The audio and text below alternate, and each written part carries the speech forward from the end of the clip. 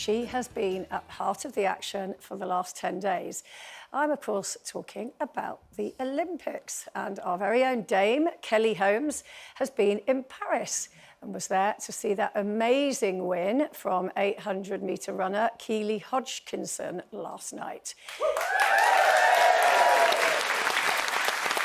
Now, she is the first since Kelly to clinch that title. So I think we've got Kelly on the phone now. Hi, Kelly. Hi, Jane. Hi, ladies. Hi. Hello, hello, hello. Well, what a stunning, stunning victory. Did it take you back? It did, Jane. It was incredible. The stadium itself looks remarkable. And Keely Hodgkinson won one of the best races that I've seen in a long time. It definitely took me back to my moments 20 years ago. Can you imagine? But yeah, stunning performance.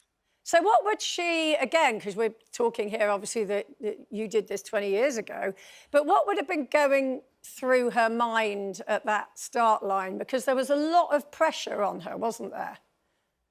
Yeah, this is the thing. So Keely went in with a huge expectation, not only from the public, but also from the sport to keep athletics alive. When we have been doing so well over here in Paris, right across the sports. Now, Keely is a very, very experienced runner, believe it or not. She's only 22. This is her second Olympic Games, having won silver in the Tokyo Olympics, age 19. But she's been going for years as a junior.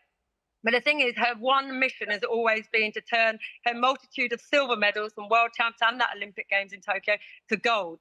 So she had to go in there and run pretty smart.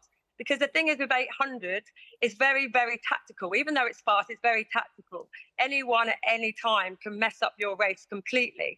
And while she is world lead at the moment by far, in front of all the other athletes, I think her one objective was to win gold and not worry about the time. And that's what she did. She ran a smart race. She was in control.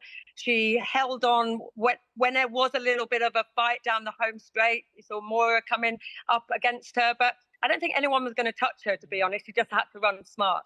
Kelly, we were talking about the Simone Biles documentary the other day, you know, which really highlights a lot of the sort of pressures and the challenges that can face athletes at the Olympic Games. I wondered, because you were with her yesterday, weren't you? You know, how she was feeling afterwards and you know, what that experience is like. So I think with Keely, it was an element of relief. Because her mission has been so focused on gold, and she's been very vocal about that, and everybody, as we know, has been really rooting for her, there was an element of relief. And when I met her after in the, you know, in the media area, it was all smiles. It was all, we've done it. And, you know, she gave a really great interview around the team behind her. Because remember, you just put a picture up there. She got given a gold crown. And I said, take the photo of the crown. She went, no, hold it in the middle, which was lovely of her, you know. Passing on the crown, I suppose. But yeah, back to her team. Remember that every sports person that competes have a huge team around them. And they're people like your siblings, your parents, your coaches from way before, maybe your PE teachers, and then your coaches of today, and the training partners, and the physios, the nutritionists. So it's a massive kind of wheel and cog that go behind the athletes to be at their best. And I think everybody was just wanting Keely in particular to just get through the rounds safely, because that's what could have ended everything. Yeah. But it didn't end everything because she had it totally in control, and it was a great watch. It was just a fantastic race. She couldn't have done any better. What's it like watching instead of competing now?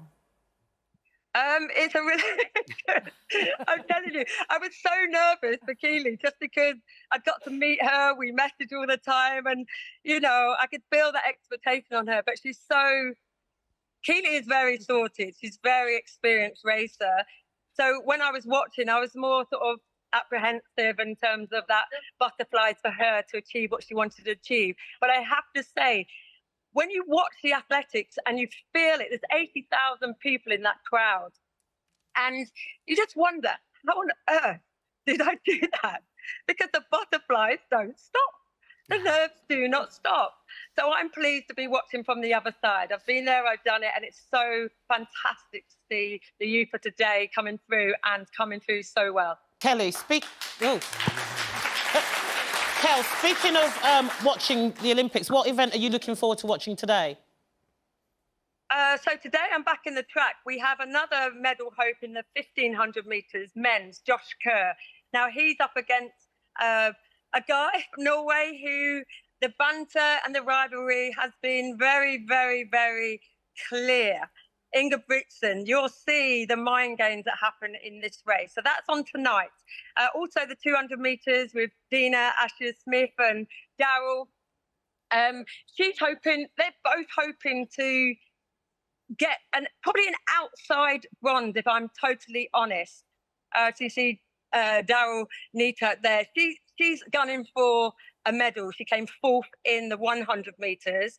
And then later on in the programme, there is the women's 1,500 metres, of course, that I'm very invested in as well, because that's where I won my second gold. And we have a great rivalry between British athletes called Laura Muir and Georgia Bell, both stunning 800-metre runners as well as 1,500 metres. And I do believe we will get a medal in that event too. All right, Kelly. Well, thank you very much. Good luck to all of them and enjoy the rest of your time there. And we'll see you when you get back. Bye. See, you don't want to mess with the Norwegians. That's what she was saying.